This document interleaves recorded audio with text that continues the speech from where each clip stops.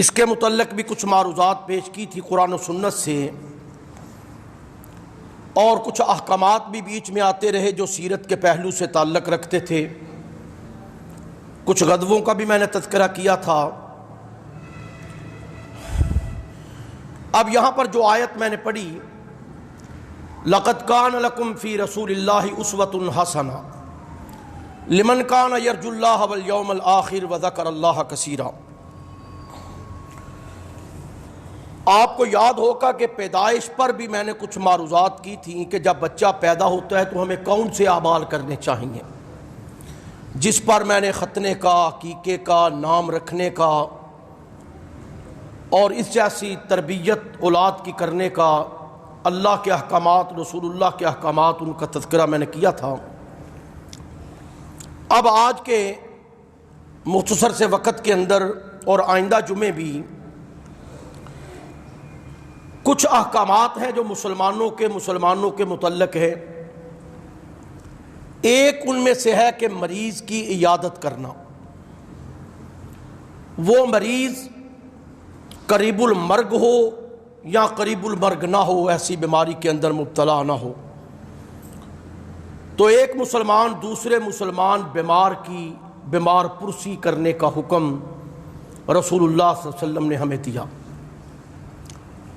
اور جب وہ مسلمان فوت ہو جائے تو ہمیں کیا کرنا چاہیے، اس کے احکامات کیا ہیں، اس کے کفن کا، دفن کا، جنازے کا، زیارت قبور کا، ایصال ثواب کا، یہ کیا طریقہ ہے۔ اب یہاں سے قرآن حکیم نے فرمایا کہ لَقَدْ كَانَ لَكُمْ فِي رَسُولِ اللَّهِ، اے مسلمانوں تمہارے لیے تمہارے رسول کی زندگی گزارنے کے لیے ایک بہترین نمونہ ہے۔ اگر تم زندگی گزارنا چاہتے ہو اپنے رسول کے مطابق تو تمہیں یہ کرنا پڑے گا۔ رسول اللہ کی زندگی کا پورا خاکہ اور ذائچہ تمہارے سامنے موجود ہونا چاہیے کہ معاملات کے اندر، معاشرت کے اندر، احکامات کے اندر انہوں نے کیا کیا۔ لَقَدْ كَانَ لَكُمْ فِي رَسُولِ اللَّهِ، سب سے پہلا نقطہ اللہ نے یہ سمجھایا، جب زندگی کی ابتدا کرنے لگے ہو معاملات کی، احکامات کی، تو پھر تمہیں رسول اللہ کی زندگی کی طرف وہ عمل دیکھنا پڑے گا کہ تمہارے رسول نے، تمہارے آقا نے وہ عمل کیسے کیا ہے۔ یہ اسوہ حسنہ بنا لو، اور یہی کامیابی کی سیڑھی ہے دنیا کے اندر بھی اور قیامت کے دن بھی۔ فرمایا کہ لمن کان یرجو اللہ، لمن ہر اس شخص کے لیے رسول اللہ کی زندگی اسوہ حسنہ ہے، ہر اس شخص کے لیے لمن یرجو اللہ والیوم الآخر، جو اللہ سے اور قیامت کے دن سے اچھائی کی امید رکھتا ہے، جو اللہ سے بھی امید رکھتا ہے اور قیامت کے دن بھی بہتری کی امید رکھتا ہے۔ وذکر اللہ کثیرا، اور اللہ کا ذکر وہ کثرت کے ساتھ کرتا ہے۔ اب یہ دو چیزیں ذہن میں رکھیں، پہلے نمبر پہ رسول اللہ صلی اللہ علیہ وسلم کی زندگی کیسے گزری ہے ان معاملات کے اندر، وہ ہمارے سامنے ہونی چاہیے۔ پھر لمن کان یرجو اللہ والیوم الآخر وذکر اللہ کثیرا، رسول اللہ کی زندگی سے سیکھے گا کون، رسول اللہ کی زندگی پر عمل کون کرے گا، رسول اللہ کی زندگی کو اپنائے گا کون، لمن کان یرجو اللہ والیوم الآخر وذکر اللہ کثیرا، جس کے اندر یہ تین چیزیں ہوں گی۔ ایک تو اللہ سے امید باندھ کے رکھے، ایک قیامت کے دن سے امید اور یقین باندھ کے رکھے، اور تیسرا وہ اللہ کا ذکر اور اس کی یاد کو کبھی بھی نہ چھوڑے، اس سے غافل نہ ہو۔ اب دیکھیں، تین چیزوں پر ہی زور دیا گیا ہمارے ایمان کے اندر، ہماری ایمانیات کے اندر۔ ایمان باللہ، ایمان بالتوحید جسے کہتے ہیں، ایمان باللہ، ایمان بالتوحید، ایمان بالرسالت، اور ایمان بالآخرت، قرآن نے بہت ساری جگہوں پہ یہ کہا کہ ایمان اللہ کی ذات پہ، ایمان رسول کی رسالت پہ، اور ایمان آخرت کے دن پہ، قیامت کے دن پہ. یہ ہماری ایمانیات ہیں جس پر زور دیا گیا. اب اس کو لے کے آگے چلیں کہ اسوہ حسنہ کیسے اپنائے گا بندہ جس کا ایمان ان چیزوں پر مضبوط ہوگا. جس کا ایمان کمزور ہوگا ان چیزوں پر وہ رسول اللہ کی زندگی سے کچھ بھی نہیں سیکھے گا. یہ کھڑکیاں کھول دیو، کی وجہ ہے سردی ہے، کوئی پکھے دیکھ لو، بندے نے پوچھ لو جتنے جتنے جانا لیا، کوئی گلا نہیں کرنا لیا ہے. اور رسول اللہ صلی اللہ علیہ وسلم کی زندگی سے سیکھے گا کون؟ جس کا اللہ پہ، رسول پہ اور آخرت کے دن پہ ایمان ہوگا وہ سیکھے گا. دیکھیں سورہ کہف 110 نمبر آیت، قرآن کہتا ہے فمن کان یرجو لقاء ربہ فلیعمل عملا صالحا ولا یشرک بعبادت ربہ احدا. فمن کان یرجو لقاء ربی، پس جو شخص اللہ سے ملاقات کا امیدوار ہے، اللہ سے ملاقات کا امیدوار ہے کہ میری اللہ سے اچھی ملاقات ہو جائے، قیامت کے دن میرا اللہ میرے اوپر دست شفقت رکھتے، قیامت کے دن میرا رب میرے اوپر اپنی رحمت کی چھاؤں کرتے، قیامت کے دن میرا رب مجھے اپنے نیک بندوں میں شمار کر لے، قیامت کے دن میرا رب مجھے جنت والوں کی لائن پہ لگا دے. فمن کان یرجو لقاء ربی، جو چاہتا ہے اپنے رب کی ملاقات، فلیعمل عملا صالحا، رب کی ملاقات کرنے کی سیڑھی کیا ہے، رب کی ملاقات کرنے کا حکم کیا ہے اور عمل کیا ہے؟ فلیعمل عملا صالحا، وہ عمل کرے، عمل اچھا صالح نیک عمل کرے. اور دوسری بات ولا یشرک بعبادت ربہ احدا، اللہ کے ساتھ کسی کو بھی وہ شریک نہ بنائے. اب دیکھیں یہ اللہ پر ایمان، رسالت پہ ایمان اور قیامت کے دن پہ ایمان، آخرت پہ، یہ اس کا ہوگا پکا جو لقد کان لکم فی رسول اللہ اسوۃ حسنہ، جس کی زندگی رسول اللہ کی زندگی کے مطابق گزرے گی، جس کے کام رسول اللہ کے کاموں کے مطابق ہوں گے، جس کی معاشرت رسول اللہ کی معاشرت کے ساتھ ملے گی، جس کے معاملات رسول اللہ کے معاملات کے ساتھ ہوں گے، جس کا اٹھنا بیٹھنا، رہنا سہنا، سونا جاگنا رسول اللہ کے رہنے بہنے سونے جاگنے سے ہوگا، جس کا چلنا اور پھرنا رسول اللہ کے مطابق ہوگا. تو لقد کان لکم فی رسول اللہ اسوۃ حسنہ. آئیے یہ بہت بڑا ایک کام ہے. رسول اللہ نے کوئی کمی نہیں چھوڑی، نہ اللہ نے ہمیں احکامات بتاتے ہوئے نہ دیتے ہوئے. عمل میں کمزوری ہے ہمارے اندر. پہلے دیکھیں میں نے ابتدا میں موضوع کیا بتایا کہ مریض کی عیادت، بیمار پڑ جائے کوئی تو اس کی دیکھ بھال، خدمت، تیمارداری، باد پرسی اس کی. رسول اللہ کی ایک روایت ہے بخاری شریف کے اندر، اطعم الجائع، رسول اللہ صلی اللہ علیہ وسلم نے فرمایا کہ بھوکوں کو کھانا کھلاؤ. اطعم الجائع، بھوکوں کو کھانا کھلاؤ. وعود المریض، بیمار آدمی کی عیادت کرنے چلے جایا کرو، پوچھ لیا کرو اس سے بھی. وفک العانیہ، قیدی کو چھڑا دیا کرو، اگر کوئی ناجائز قید میں بند ہے تو اسے چھڑا دیا کرو، اس پر بھی چلے جاؤ. کتنی چیزیں بتائیں. بھوکے کو کھانا کھلاؤ، مریض کی عیادت کرو، اور قیدی جو ناجائز پھنسا ہے اسے چھڑا دو، اگر فدیہ دے کے چھڑانا پڑتا ہے. اگر قصاص دے کے چھڑانا پڑتا ہے، اگر جرمانہ دے کے چھڑانا پڑتا ہے تو وہ ادا کر دو۔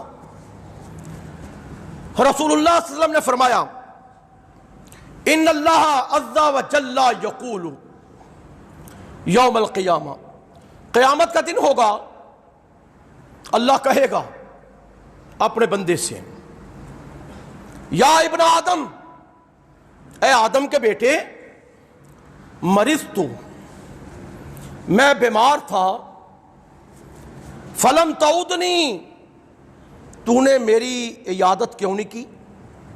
میں بیمار تھا، کون کہے گا؟ اللہ، میں بیمار تھا تو نے میری عیادت کیوں نہیں کی؟ قال، ابن آدم کہے گا، بندہ کہے گا، یا رب، اے پروردگار، کیف اعود، اے اللہ، کیف اعود کا میں تیری تیمارداری کیسے کرتا؟ وانت رب العالمین، تو رب العالمین ہے، تیرے اندر تو یہ چیز ہے ہی نہیں بیمار ہونے والی، نہ سونے والی نہ اونگنے والی، تیرے اندر تو کجی اور ٹیڑھا پن اور کبھی ہے ہی نہیں۔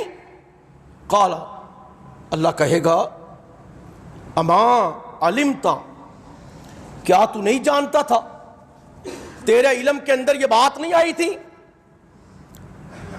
کہ ان عبدی فلانن، کہ میرا فلاں بندہ بیمار تھا، میرا فلاں بندہ مریض تھا، فلم تعودہ، تو نے اس کی عیادت کیوں نہیں کی؟ اما علمتا، کیا تجھے یہ معلوم نہیں تھا؟ انکا لو اتہ لو جدتنی عندہ، اگر تو اس کے پاس عیادت کرنے کے لیے چلا جاتا تو مجھے تو اس کے پاس پاتا، میں اس کے پاس موجود ہوتا اگر تو اس کی عیادت کرنے آ جاتا۔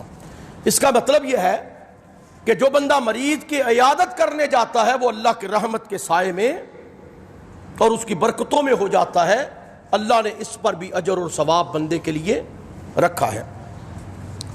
رسول اللہ صلی اللہ علیہ وسلم نے فرمایا، جو مسلمان کی بیمار پرسی کرتا ہے، صبح کو چلتا ہے اس کی بیمار پرسی کرنے کے لیے، صبح کے وقت نکلتا ہے اس کے گھر جانے کے لیے، عیادت کرنے کے لیے، تو رسول اللہ نے فرمایا کہ شام تک 70,000 فرشتے اس کے حق میں بخشش کی دعا اللہ سے مانگتے ہیں۔ اور اگر شام کے وقت اس کا پتہ لینے کے لیے چلا جاتا ہے تو صبح تک 70,000 فرشتے اس کے لیے بخشش کی دعا مانگتے ہیں۔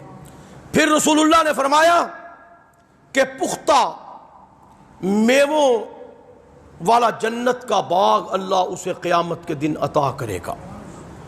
یعنی صبح گیا تو شام تک 70,000 فرشتے بخشش کی دعا کرتے ہیں، اگر شام کو گیا تو صبح تک 70,000 فرشتے اس کے لیے بخشش کی دعا مانگتے ہیں، اور پختہ باغ میووں کا اللہ اسے جنت کے اندر دے گا۔ رسول اللہ صلی اللہ علیہ وسلم نے فرمایا،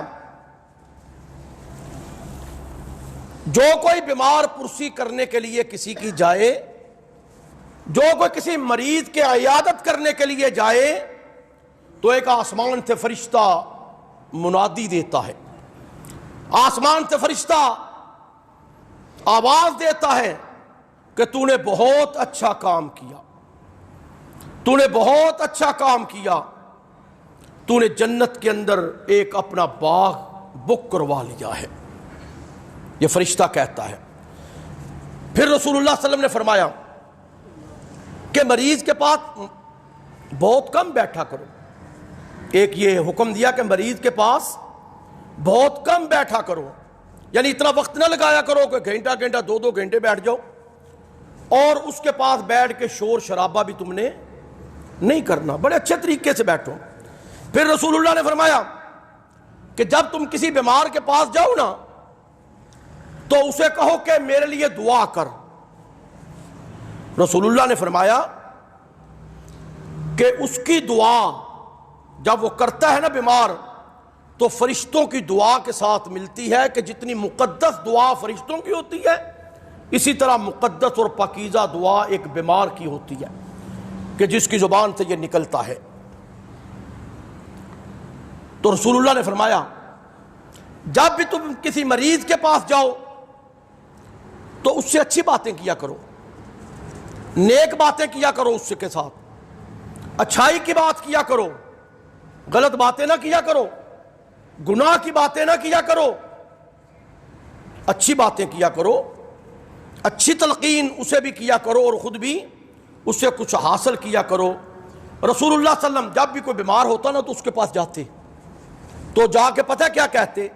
لا باس طہور ان شاء اللہ، لا باس طہور، کوئی حرج نہیں، ان قریب اللہ تمہاری اس بیماری کو پاک کر دے گا۔ یعنی یہ ایک دعا ہے بڑی، لا باس طہور ان شاء اللہ، کہ ان قریب اللہ نے چاہا تو تمہاری بیماری پاک ہو جائے گی، تم بیماری سے نجات پا جاؤ گے، نکل آؤ گے صحت مند ہو کر، تندرست ہو کر، اللہ تمہیں بچا لے گا اس بیماری سے۔ دیکھیں رسول اللہ صلی اللہ علیہ وسلم نے فرمایا، قال رسول اللہ صلی اللہ علیہ وسلم حق المسلم علی المسلم ست، ایک مسلمان کے دوسرے مسلمان پر 6 حق ہیں۔ ایک روایت کے اندر 5 بھی آتا ہے، لیکن یہاں پر ایک روایت ہے کہ ست المسلم، حق المسلم علی المسلم ست، کہ ایک مسلمان کے دوسرے مسلمان پر 6 حق ہیں۔ قیل ما ہن یا رسول اللہ صلی اللہ علیہ وسلم، یا رسول اللہ وہ کیا ہیں؟ کیا ہمارے اوپر وہ 6 حق ہیں ایک دوسرے کے؟ سب سے پہلے رسول اللہ نے فرمایا قال اذا لقیتہ فسلم علیہ، جب 2 مسلمان آپس میں ملے تو ملتے ہی ایک دوسرے کو کیا کہیں؟ فسلم، سلام کہیں، السلام علیکم وعلیکم السلام، سلام لٹاؤ ایک دوسرے پہ، امن اور سلامتی کی دعا دو ایک دوسرے کو۔ پہلا حق کیا ہے کہ اذا لقیتہ، جب بھی تم ملو ایک دوسرے سے، فسلم علیہ، ایک دوسرے پر سلامتی بھیجو۔ پھر رسول اللہ نے فرمایا وَإِذَا دَعَاكَ فَأَجِبْهُ، جب کوئی مسلمان کسی مسلمان کو دعوت دے، فَأَجِبْهُ، تو اسے چاہیے کہ قبول کرے، انکار مت کرے، قبول کر لے۔ پھر رسول اللہ نے فرمایا وَإِذَا انْتَنْصَحَكَ فَانْصَحْ لَهُ، جب تم سے کوئی خیر خواہی چاہے، جب تم سے کوئی مدد چاہے، جب تم سے کوئی اچھائی چاہے، بلائی چاہے، بلائی کی مدد چاہے، خیر کی مدد چاہے، تو تم اس کے ساتھ بلائی کرو، جس طرح قرآن نے نہیں کہا وَتَعَاوَنُوا عَلَى الْبِرِّ وَالتَّقْوَىٰ، ایک دوسرے کو اچھائی پر، نیکی پر، تقوی پر ایک دوسرے کے مددگار بن جاؤ۔ تو رسول اللہ نے فرمایا جب بھی کوئی تم سے چاہت کرے خیر خواہی کی تو اس کے ساتھ بلائی کرو، خیر خواہی کرو۔ اور پھر رسول اللہ نے فرمایا وَإِذَا عَطَسَ فَحَمِدَ اللَّهَ فَشَمِّتْهُ، اگر کوئی مسلمان چھینک مارے اور الحمدللہ کہے تو سننے والا یرحمک اللہ کہے۔ چھینک مارنے والا فحمد اللہ، وہ اللہ کی تعریف کر رہا ہے، اور جب تم سنو تو کیا کہو؟ یرحمک اللہ، اللہ تیرے اوپر رحم کرے، اللہ تیرے اوپر رحمت کرے، اللہ تیرے اوپر مہربانی کرے، اللہ تیرے اوپر عنایتیں اپنی کرے۔ تو چھینک مارنے والا الحمدللہ کہے، سننے والا یرحمک اللہ کہے۔ پھر رسول اللہ نے فرمایا وَإِذَا مَرِضَ فَعُودُهُ، جب کوئی مسلمان بیمار ہو جائے تو اس کی بیمار پرسی کے لیے جایا کرو، یہ بھی مسلمان کا مسلمان پہ حق ہے۔ وَإِذَا مَاتَ فَاتَّبِعْ، اگر کوئی مسلمان فوت ہو جائے تو اس کے جنازے کے پیچھے چلو، جاؤ اس کا جنازہ پڑھو، اسے قبر کے حوالے کرو، اس کے لیے دعائے بخشش اور مغفرت کرو، یہ بھی مسلمان کا حق ہے۔ قال رسول اللہ صلی اللہ علیہ وسلم لِرَجُلٍ وَهُوَ يَعِظُهُ، رسول اللہ صلی اللہ علیہ وسلم ایک بندے کو نصیحت کر رہے تھے، ایک بندے کو واعظ کر رہے تھے، سمجھا رہے تھے، نصیحتیں کر رہے تھے رسول اللہ ایک بندے کو بیٹھ کے، اور رسول اللہ نے وہاں پر اغتنم خمسن علی خمسن، فرمایا کہ غنیمت سمجھو 5 باتوں کو 5 باتوں پہ، 5 چیزوں کو 5 چیزوں سے پہلے، اغتنم خمسن قبل خمسن، 5 چیزوں کو 5 چیزوں سے پہلے غنیمت جان لو۔ تمہیں وقت مل گیا ہے، غنیمت جان لو۔ سب سے پہلے فرمایا رسول اللہ نے شبابک قبل حرمک، دیکھو بڑھاپے سے پہلے جوانی کو غنیمت سمجھ لو۔ ایسا بڑھاپا جب آ گیا نا کہ جو تمہارے وجود کو شل کر کے رکھ دے گا، ایسا بڑھاپا جو تمہاری بینائی چھین لے، ایسا بڑھاپا جو تمہارے ہاتھ اور پاؤں کی قوتیں چھین لے، ایسا بڑھاپا جو تمہاری سمجھنے کی صلاحیتیں لے لے، ایسا بڑھاپا جو تمہارے سننے کی صلاحیتیں لے لے، حرمک، کہا کہ اس سے پہلے جوانی غنیمت سمجھ لو۔ جو کرنا چاہتے ہو جوانی میں کرو، اللہ کی عبادتیں کرو، اپنی آنکھوں سے قرآن دیکھو، اپنی زبان سے اللہ کا ذکر کرو۔ جب زبان بولنے کی قوت نہیں رکھے گی تو پھر کیا کرو گے؟ نیکیاں کرو۔ اپنی جوانی شباب کا قبل حرمک۔ لیکن ہمارے اندر تو الٹا حساب ہے نا کہ جب بوڑھے ہوں گے تو عبادت کریں گے، جب بوڑھے ہوں گے تو نماز پڑھیں گے، جب بوڑھے ہوں گے تو خیرات کریں گے، جب بوڑھے ہوں گے حج کریں گے، جب بوڑھے ہوں گے تو فلانے معاملات دین کے کریں گے۔ ابھی تو جوانی ہے، جوانی کا مزہ چکھ لیں، ابھی تو شباب کی قوت ہے، دنیا کی رنگینیاں تو دیکھ لیں۔ رسول اللہ نے فرمایا اغتنم خمسن قبل خمسن، سب سے پہلے فرمایا شباب کا قبل حرمک، جوانی کو بڑھاپے سے پہلے غنیمت سمجھو۔ وصحت قبل سقمک، بیماری سے پہلے صحت کو غنیمت جان لو۔ صحت کا عمل بیماری کا عمل کیسے برابر ہوتا ہے؟ بیماری میں تو بندہ کھڑے ہو کے نماز نہیں پڑھتا نا، بیٹھ کے پڑھے گا، لیٹ کے پڑھے گا، اشارے سے پڑھ لے گا۔ تو فرمایا رسول اللہ نے صحت کو، تندرستی کو، اپنے وجود کی طاقت اور قوت کو بیماری سے پہلے غنیمت سمجھ لو۔ وَغِنَاكَ قَبْلَ فَقْرِكَ، فقیری سے پہلے غنا کو غنیمت سمجھو، فقیری سے پہلے غنا کو غنیمت سمجھو، فقیر ہونے سے پہلے مالداری کو غنیمت سمجھو۔ اپنے مال سے جو جو کرنا چاہتے ہو اللہ کے راستے میں کر گزرو، یہ تمہارے لیے صدقہ جاریہ بنے گا۔ وَفَرَاغَكَ قَبْلَ شُغْلِكَ، رسول اللہ نے چوتھی چیز کیا فرمائی کہ مشغولیت سے پہلے فراغت کو غنیمت سمجھ لو۔ فارغ بندہ اپنی فراغت کو غنیمت سمجھ لے، اللہ کی عبادت کے لیے، قرآن کی تلاوت کے لیے، اللہ کے ذکر کے لیے، احکامات پہ عمل کرنے کے لیے۔ جب مصروف ہو گیا تو ٹائم نہیں اسے ملے گا اتنا۔ فرمایا وَفَرَاغَكَ قَبْلَ شُغْلِكَ۔ پانچویں چیز وَحَيَاتَكَ قَبْلَ مَوْتِكَ، اپنی زندگی کو موت سے پہلے غنیمت سمجھ لو۔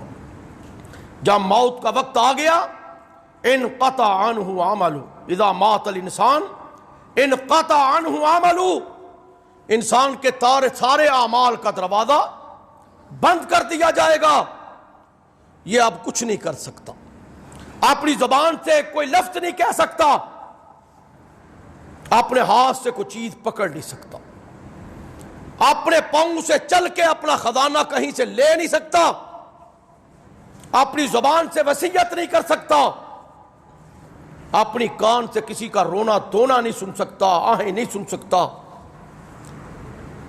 اس کے اعمال کا سارے دروازے انقطع عنہ عمل، بند ہو گئے سارے اعمال کے دروازے۔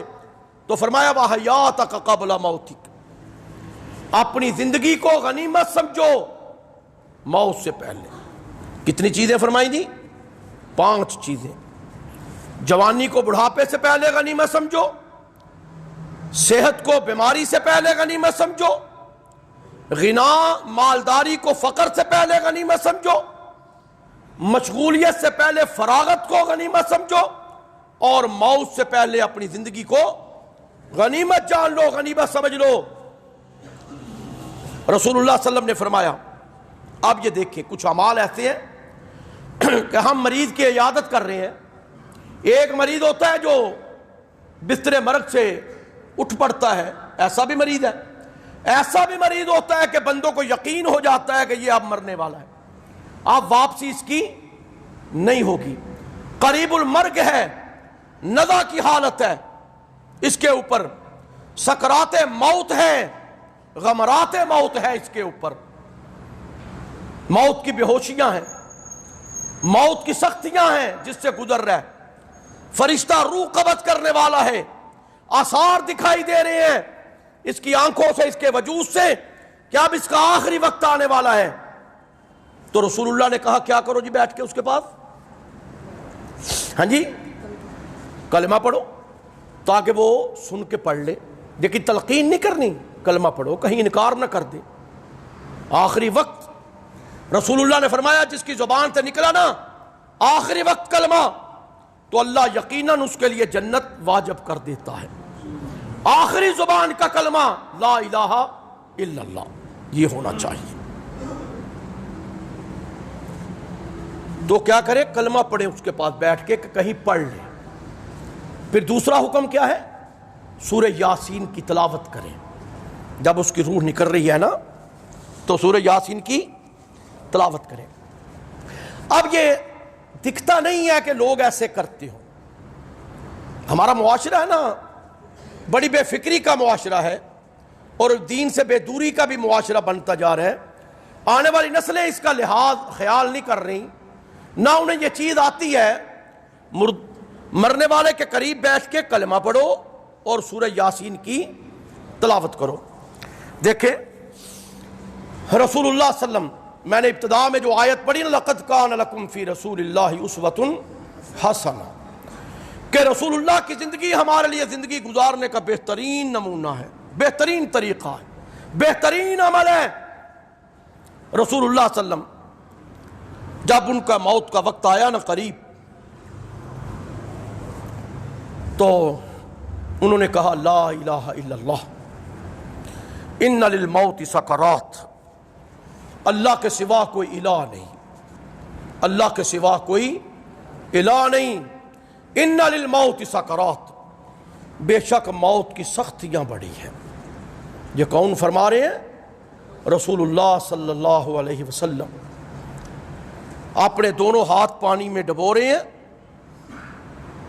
ہاتھ پانی میں رکھے ہیں.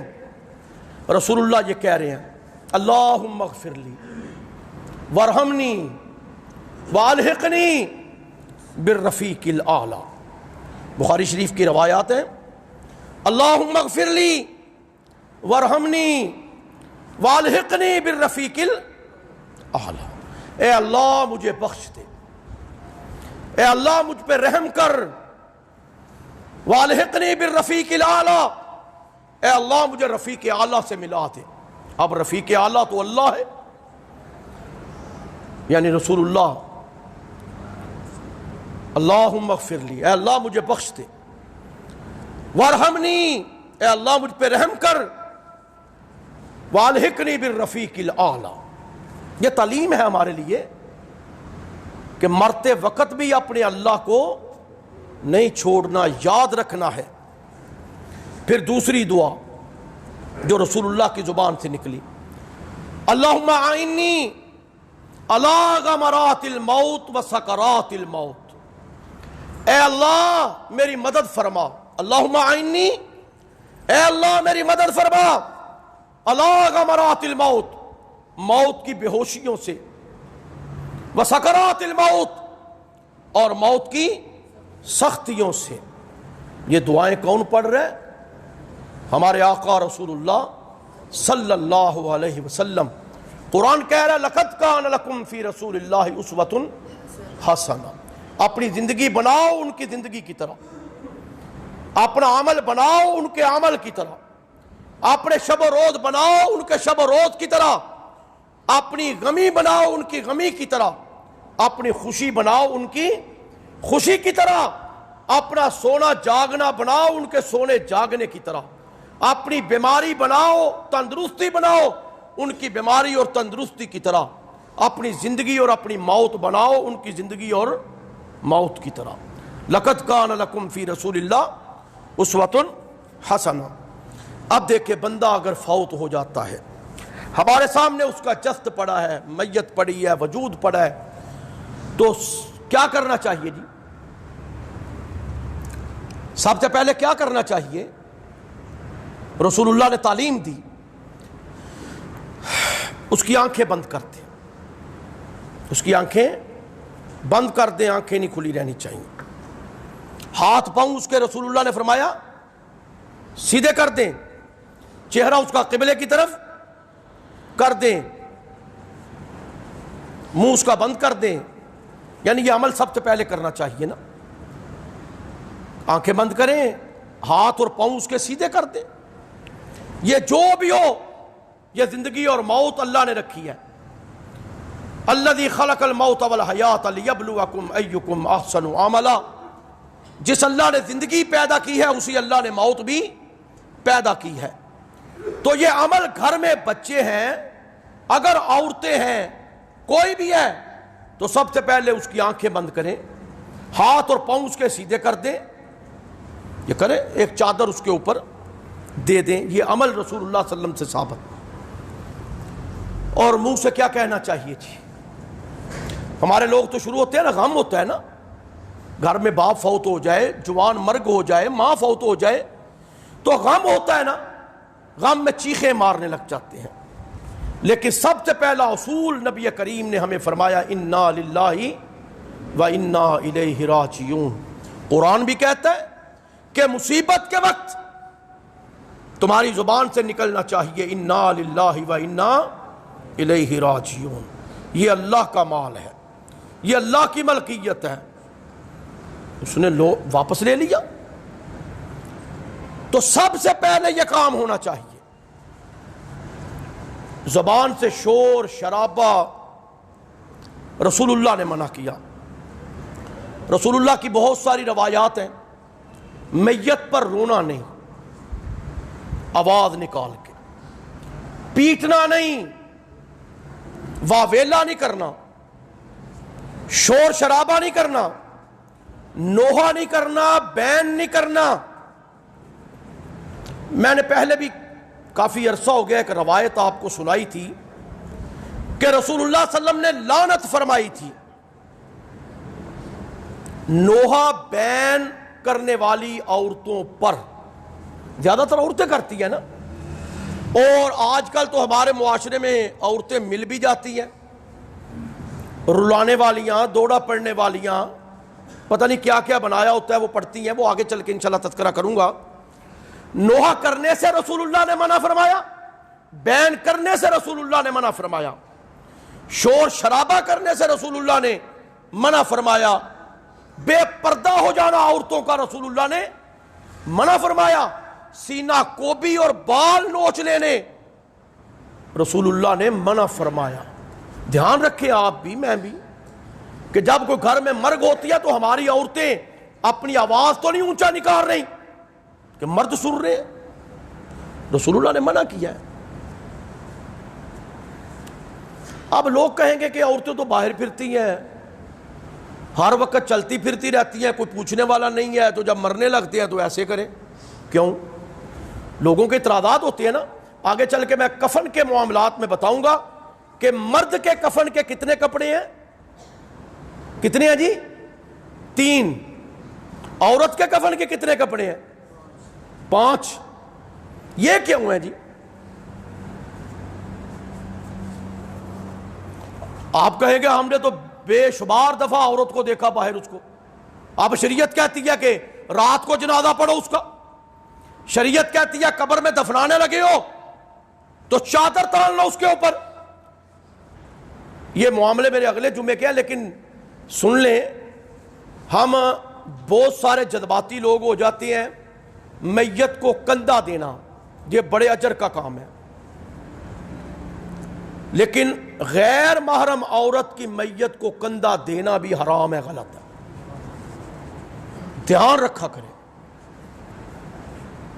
عورت غیر محرم ہے، دیکھا گیا ہے کہ قبر میں اتار رہے ہیں غیر محرم، شریعت کہتی ہے رات کے اندھیرے میں کرو، اوپر چادر تان لو کو دیکھے نا، لیکن غلط ہے، یہ بھی ہمارے معاشرے کے رواج بن گئے ہیں نا۔ تو عرض کیا کر رہا تھا، اللہ کے رسول نے لعنت فرمائی نوحہ بین بال نوچنے والی، سینہ کو بھی کرنے والی عورتوں پر، بین نہ ہونے دیں، نوحہ نہ ہونے دیں۔ کبھی کبھی شور شرابے میں ہمارے معاشرے میں میت پر گریہ ازاری کرتے ہوئے نا عورتوں کے منہ سے کفریہ الفاظ بھی سنے گئے ہیں کہ اللہ کو کوستی ہیں، کہ مصیبت کے لیے ہمارا گاڑی دکھائی دیا تھا، کبھی فرشتے کو کوستی ہیں۔ یہ چیزیں غلط ہیں۔ دیکھیں جیسے قرآن نے کہا نا قُلْ مَنْ كَانَ عَدُوًّا لِجِبْرِيلَ، وہ کہتے تھے کہ جبریل تو ہمارا دشمن ہے، یہ قوموں پہ عذاب لے کے آیا ہے۔ جبریل خود تو عذاب لے کے نہیں نہ آیا، اسے تو اللہ نے کہا جاؤ عذاب لے جاؤ۔ جبریل اپنی مرضی تو نہیں نا اللہ کی وحی پیغمبر پہ لے کے آیا، اللہ کے حکم سے آیا۔ تو یہ یاد رکھیں، یہ چیز گھر میں میت ہے نوحہ نہ کرنے دیں عورتوں کو، سینہ کو بھی نہ کرنے دیں، آواز اونچی نہ کرنے دیں، چیخنے نہ دیں، شریعت منع کر رہی ہے۔ دستور ہمارا اور ہوگا لیکن قرآن رسول کا دستور اور ہے ان معاملات کے اندر۔ جب مرگ ہوتی ہے کسی کے ہاں تو دیکھیں رسول اللہ نے فرمایا ما من مومن یعزی اخاہ مصیبت الا کساہ اللہ وسبحانہ من حلل الکرامۃ یوم القیامہ۔ اگر کوئی مسلمان کسی مسلمان کی مصیبت کے وقت یعزی، اس سے تعزیت کرتا ہے، مصیبت کوئی بھی ہو، صرف مرنا مرانا ہی نہیں ہے، کوئی بھی مصیبت ہے، کسی کو گھاٹا پڑ گیا مال میں، کوئی مصیبت آ گئی، کوئی آفت آ گئی، کوئی دیوار کسی کی گر گئی، کوئی گھر گر گیا، منہدم ہو گیا، کسی کو لاس ہو گیا، کوئی کسی کی مصیبت کے وقت اگر تعزیت کرتا ہے اپنے بھائی سے، اس کی دلجوئی کرتا ہے، تو رسول اللہ صلی اللہ علیہ وسلم نے فرمایا کہ سبحانہ من حلل الکرامۃ یوم القیامہ، اللہ اس تعزیت کرنے والے کو قیامت کے دن عزت کا لباس پہنائے گا، عزت کا پہناوا پہنائے گا، عزت اور کرامت کا لباس پہنائے گا، جو کسی کی مصیبت کے وقت کسی کی دلجوئی کرتا ہے۔ تو دیکھیں یہ معاملات ہیں رسول اللہ صلی اللہ علیہ وسلم نے ہمارے سامنے رکھے۔ مریض کی عیادت کرو، یہ ثواب ہے، اجر ہے۔ جب کوئی بندہ فوت ہونے لگتا ہے تو اس کے پاس بیٹھ کے کلمہ پڑھو، سورہ یاسین پڑھو۔ جب فوت ہو جاتا ہے تو گھر والوں سے دلجوئی کرو، ان کے سامنے انا للہ و انا الیہ راجعون کہو، ان کی مصیبت کے وقت یہ معاملات کرو، تعزیت کرو، دلجوئی کرو۔ تو یہ ساری چیزیں احکامات ہیں جو یہاں کی حد تک ہیں۔ اب بندہ فوت ہو جاتا ہے، گھر والے بیچارے پریشان ہیں کافی، گھر کے اندر مرگ ہو گئی، شریعت کہتی ہے 3 دن تک سوگ مناؤ، رسول اللہ کا حکم ہے اس کے اندر۔ اب گھر کے اندر کھانے کی بھی ضرورت ہے، وہ چولہا نہیں جلتا 3 دن تک، گھر کے اندر بہت سارے مسائل کی ضرورت ہے۔ اب بہت ساری چیزیں جن کا تعلق وصیت سے ہے، وراثت کا تعلق ہو جاتا ہے کھڑا، کفن دفن کے معاملات ہوتے ہیں، مرنے والے پر قرض ہوتا ہے، پھر اصالہ ثواب کی محفلیں کیسے ہونی چاہیے، پھر اس کے بعد قبروں کی زیارت جا کے کیسے کرنی چاہیے، ماں باپ دنیا سے رخصت ہو جاتے ہیں، بندے کو کون سا عمل کرنا چاہیے کہ ماں باپ کو ان کے درجات اس سے بلند ہوتے ہیں اور کون سے نہیں کرنے چاہیے جن سے سختیاں آتی ہیں۔ یہ ساری چیزیں ایک پورا ایک پلان ہے اس چیز کا جو رسول اللہ نے ہمارے سامنے رکھا ہے۔ جب ہم زندہ ہوتے ہیں نا، پیدا ہوتے ہیں، تو میں نے وہ بھی پیچھے تذکرہ کیا تھا آپ کے سامنے کہ رسول اللہ نے کہا یہ کام کرو، نام اچھا رکھو بچے کا، ختنہ کراؤ اس کا، بال اس کے جب اتارتے ہو جسے جھنڈ کہتے ہیں نا، اس کے برابر چاندی صدقہ کرو، یہ حکم ہے رسول اللہ کا۔ 7ویں دن اس کا عقیقہ کرو، جانور ذبح کرو، عقیقے کے بدلے میں وہ گروی ہوتا ہے۔ یہ ساری چیزیں میں نے 3-4 مہینے پہلے جب میں نے موضوع شروع کیا تو اس وقت میں نے اس کا تذکرہ کیا تھا۔ اب مرنے لگا ہے بندہ تو یہ بھی احکامات ہیں کہ جو رسول اللہ نے فرمائے۔ آج میں نے جو آپ سے عرض کی، لَقَدْ كَانَ لَكُمْ فِي رَسُولِ اللَّهِ أُسْوَةٌ حَسَنَةٌ، کہ ہمارے لیے بہترین زندگی کا نمونہ جو ہے وہ کس کی زندگی ہے؟ رسول اللہ صلی اللہ علیہ وسلم کی۔